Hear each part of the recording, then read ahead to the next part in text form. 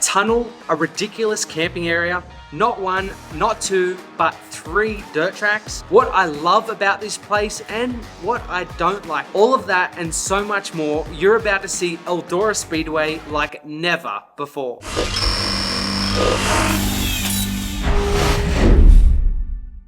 Hey everyone, are you in business for yourself? Maybe you own and run a transport business and are eyeing off a new truck or trailer, or maybe you're a tradesman needing another essential tool. Well, here's a game changer for you. Check out Credit One Equipment Finance. They are Australia's top choice for financing for good reason. Whether it's transport, construction, farming, or any trade, Credit One Equipment Finance is perfect for your business. No matter your industry or equipment needs, Credit One Equipment Finance is your go-to solution. They understand that growing your business means having the right equipment and tools, which often requires substantial investment. With Credit One's diverse finance options, you can acquire your excavator, van, truck, crane, or whatever your job demands. But hey, don't just take my word for it. Check out over 1,800 glowing 5-star reviews on Google. That's right, 1,800 and counting. For competitive rates and solutions that beat the banks, and for lightning fast loan approvals, visit www.creditoneequipmentfinance.com.au or click the link in the video description below. Empower your business today with Credit One Equipment Finance. Built in 1954 by Earl Bolters, Eldora Speedway is the best dirt track racing facility in the world. Earl owned the speedway for 50 years before selling it to former USAC, IndyCar, NASCAR champion, and current NHRA Top Fuel driver Tony Stewart. I haven't been here for 10 years and the place was incredible back then and it's only improved since then. It's located in the Midwest of the USA, which isn't very Midwest at all, in a very small town called Rossburg in Ohio. Although it says it's in Rossburg, I think the track is technically in a town called New Weston. Anyway, the town has 1 post office, 1 bar, and 1 traffic light. To give you an idea of how isolated this area is, the town of St. Henry is 8 miles away and is the closest town that has over 1,000 people in it. Known as the Big E, Eldora Speedway has hosted events like NASCAR Trucks, the Late Model Dream and World 100, the Late Model Million. It's also hosted the highest paying sprint car race ever, which was the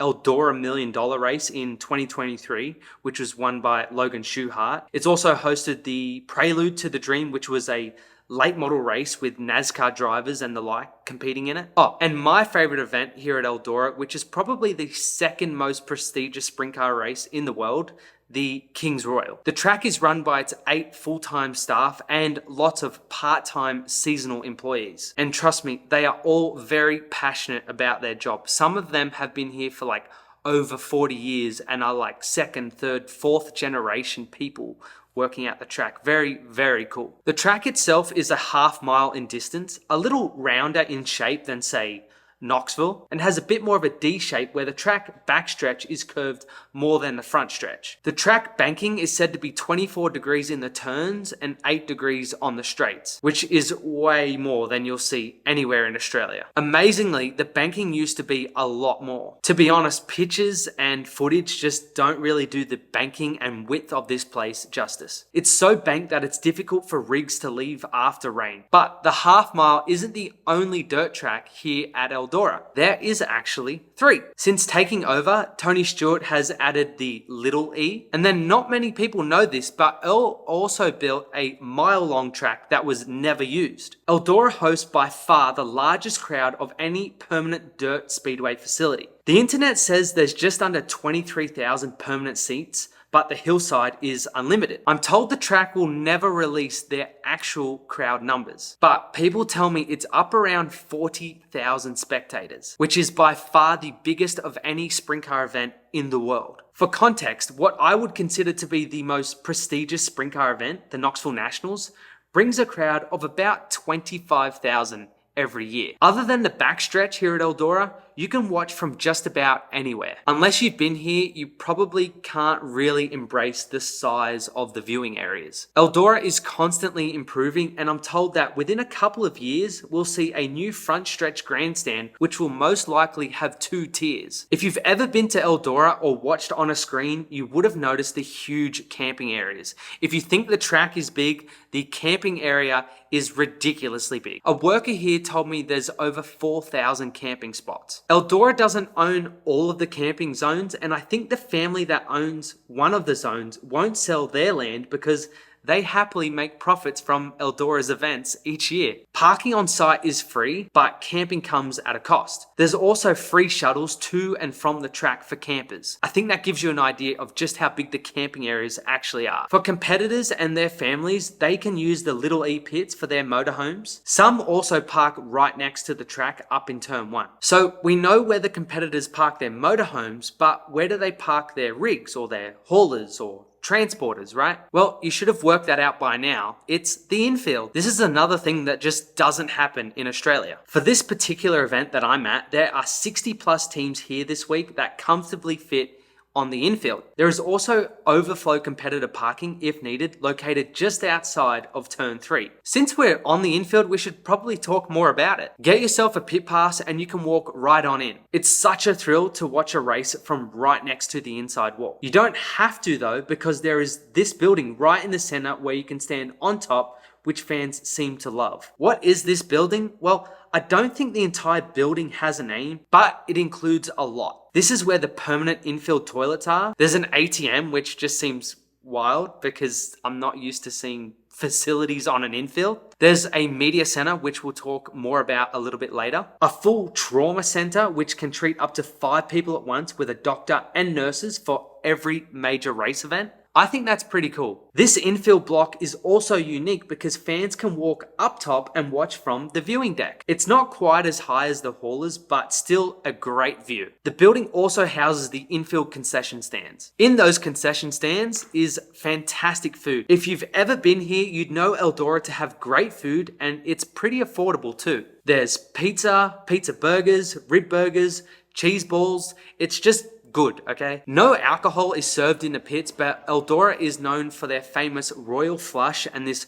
greeny blue drink called toilet water, which in years past did not end well for an underage Toby. So you may be wondering, how do fans get to and from the infield? Do they have to open up the track and let them walk across during the night? No, there's the tunnel. Yes, Eldora has a tunnel underneath, and I don't know why I get so excited about it. The tunnel is located right under the middle of the back straight, and it's called the Love Tunnel. Why is it called the Love Tunnel? Well, I'm told that once it was built, fans constantly told the owners of how much they love being able to walk to and from the infield during the night. Track workers tell me the tunnel is very popular, and they've even had people propose to their partners in it. Hey, whatever floats your boat, right? Before we leave the infield, we should probably talk about the media center, which I think is awesome. The track provides food, tables and chairs, aircon, which works almost too well, TVs with the race coverage and timing. The room also includes free Wi-Fi, which is such a help for guys like me. There's a kitchen, a bathroom, and this is also where the press conferences are held. Within the media center, there's also a spare room, which is where the trophies, spinning wheels, and more random bits are kept. The other huge building is this thing located in turns 3 and 4. What is it? Well, it houses 16 corporate suites, which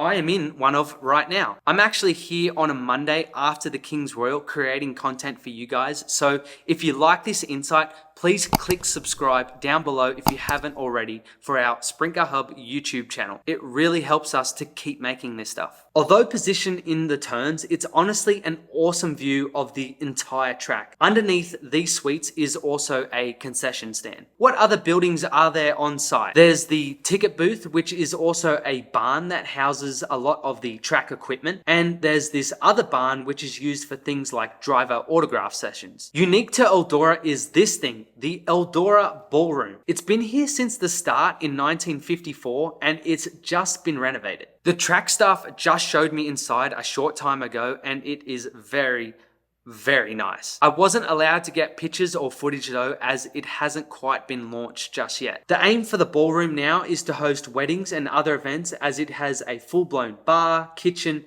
and is basically just a big open room. Also on site are a few ponds, a river, or a wabash as they called it, which is located behind the backstretch. There's a house that has just been renovated for the staff to use as offices. That house was Earl and his wife Bernice's before they built another house that sits outside of Turn 3. A really nice tribute just inside the main entrance is this beautiful statue of Earl and Bernice. There's also a helipad that sits directly between the Big E and Little E, where a helicopter comes for all major events. There's a huge big screen located in Turn 2, which I'm looking at just now. And when you're on the infield, you realize that a lot of the competitors and fans that are on the infield look at the big screen during the racing because of all the haulers that are in the way. If you're standing on the ground on the infield, you just can't see the entire track, so you watch the screen a lot. Okay, so what do I love about this place? There is just about everything to love about this place, right? It's a little odd, but I really love the track's branding. I feel like they do it so well. The black, red, gray everywhere, a consistent font.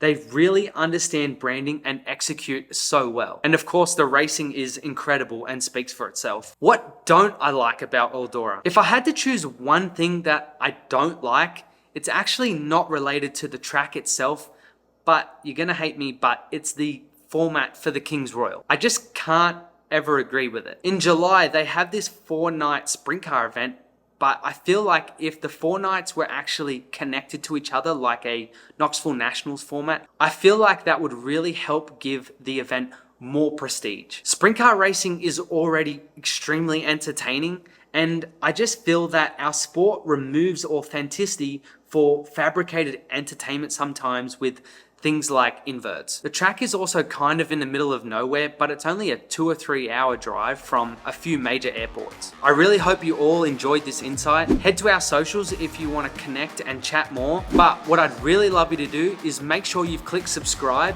and get your Sprint Car Hub gear over at sprintcarhub.com.